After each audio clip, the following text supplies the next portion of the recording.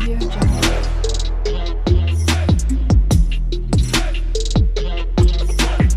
Audio Jungle. বিয়ে বাড়ির মিষ্টি দই খেতে পছন্দ করে না এমন মানুষ খুব কমই আছে।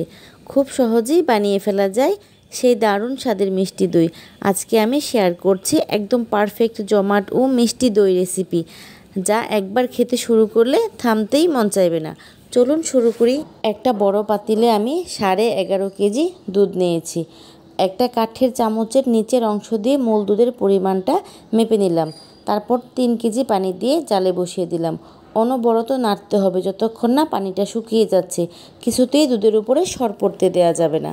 যে কাঠের চামচটা দিয়ে আমি মূল দুধ পরিমাপ করেছিলাম, সেই কাঠের চামচটা দিয়ে দেখলাম মূল দুধের থেকেও দুধটা আরও কমে গেছে।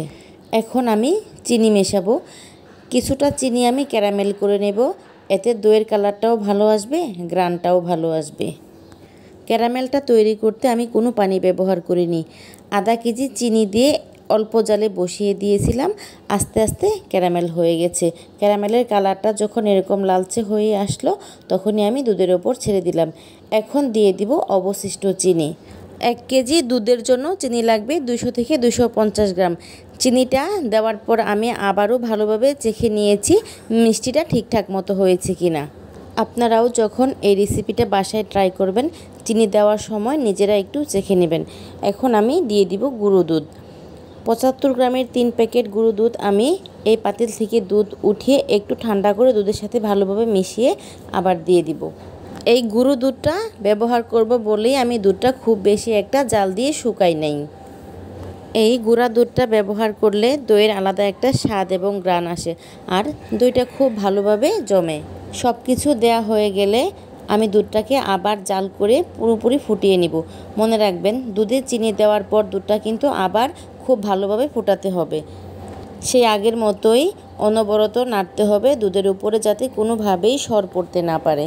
দুধটা ফুটে উঠলে আমি চুলা থেকে নামিয়ে নিয়েছি। একটা মগ দিয়ে দুধটা উপর থেকে ঢেলে ঠান্ডা করে নিচ্ছি। এইভাবে উপর থেকে ঢেলে দুধটা ঠান্ডা করলে দুধে খুব ভালো একটা ফেনা হয়, যেটা দইয়ের পাতিলের উপরে খুব ভালো দেখায়।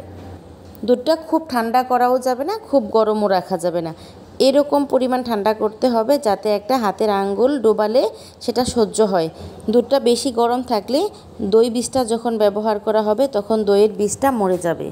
আমি আজকে যেই পরিমাণ দুধ নিয়েছি সেইখানে আমার দই বীজ লাগবে 400 থেকে 500 গ্রাম। আমি একটা মিষ্টি দইয়ের কাপ ব্যবহার করেছি, সেই সাথে ব্যবহার করেছি 2 টেবিল চামচ টক দই। সব কিছু একসাথে মিশিয়ে আমি পাতিলে এইভাবে ব্রাশ করে নিয়েছি। সবগুলো পাতিলে এইভাবে এক এক করে ব্রাশ করে নেওয়ার পর অবশিষ্ট দই আমি দুধের পাতিলে দিয়ে মগের সাহায্যে আবার খুব ভালোভাবে একসাথে মিশিয়ে নেব।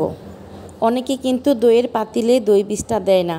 পারফেক্টভাবে দইটা জমার জন্য আমি এরকমভাবে সবসময়ই পাতিলে দইটা ব্রাশ করে নিই। আপনারাও করে নেবেন, তাতে দইটা জমবে, তাতে কোনো সন্দেহ নেই। পাতিলে দই বীজ ব্রাশ করার আগে আমি যেই কাজটা করেছি সেটা হলো দইয়ের পাতিলটা ভালোভাবে মুছে তারপর আমি চুলায় একটু সেঁকে নিয়েছিলাম। পাতিলগুলো কম্বলের উপর রেখে আমি দুধ ডালছি। আমি এখানে 5টা 2 কেজির পাতিল নিয়েছি আর একটা 1 কেজির। দইয়ের পাতিলের উপর এই ফেনাটা কিন্তু দেখতে খুব সুন্দর লাগছে, এটা মোটা সর হবে। এখন পাতিলগুলোকে প্লেট দিয়ে ঢেকে দিলাম। তারপর দিয়ে দেব মোটা কাপড়। এই যে মোটা কাপড় দিয়ে আমি ঢেকে দিলাম, রেখে দিব সারা রাতের জন্য। 7 থেকে 8 ঘন্টা রেখে দিলেই পারফেক্ট দই হয়ে যাবে। পরের দিন সকালবেলা খুলে দেখলাম, দেখুন দইগুলো কেমন পারফেক্ট জমে গেছে। এখন ভালোভাবে সেট হওয়ার জন্য ফ্রিজে রেখে দিব 2 থেকে 3 ঘন্টার জন্য। আমার এই পদ্ধতিতে আপনারাও ঘরে খুব সহজে মিষ্টি পারফেক্ট দই বানাতে পারেন। এই যে আপনাদের জন্য একটা কেটে দেখাই কেমন জমেছে আমার দই। ভিডিওটি ভালো লাগলে অবশ্যই শেয়ার